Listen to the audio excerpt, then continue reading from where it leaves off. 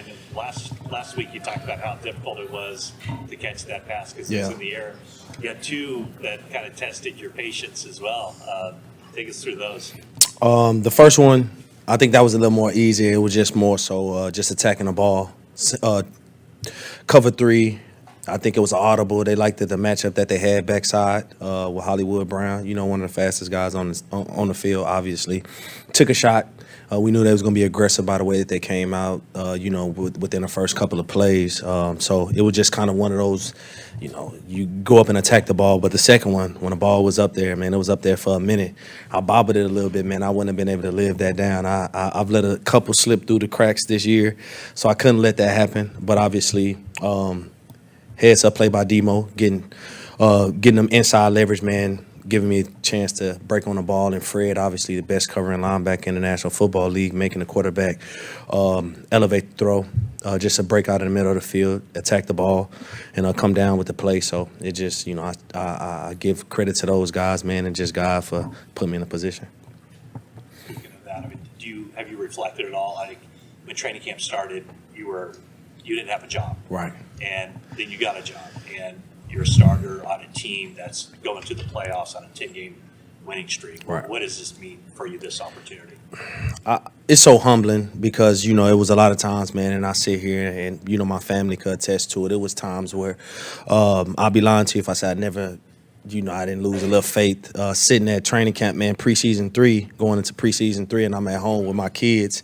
It was my first time spending my birthday at home, and I didn't envision being at home, man, on my birthday in August. So to be here now, man, it's just glory be to God because, I came in the right situation at the right time, and everything just worked out. In God's plan, I couldn't be around a better group of men, better group of coaches, man. It's just the atmosphere here, family organization, and just the locker room. They accepted me from day one. It wasn't any ill will or anything like that, man. Huff, truly got love for him, man. He brought me in, helped me understand the defense, and, he took me under his wing. And I know it's crazy to sound. I'm 10 years older than him, but he truly did.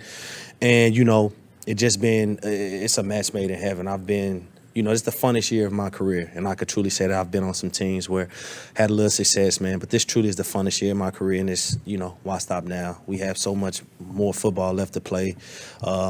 Perfect storybook ending for everybody if we can, continue to keep this going.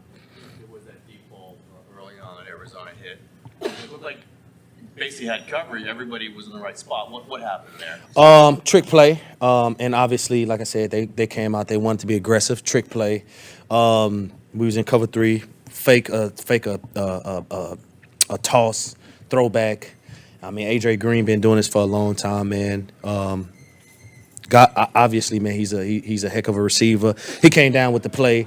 I got to make that tackle no matter what happens. Last line of defense, I got to make that tackle, and I didn't make that tackle. So obviously, that's definitely not a way that we wanted to start this game, especially after the outing last week. So it just was one of those things where we had to just come back, relax, regroup, and play our brand of football, and that's what we did. Samson, you're saying you're a man of faith, and he feels like God is blessing you these last 2 games with some very nice balls. Right. Do you feel like there's divine intervention?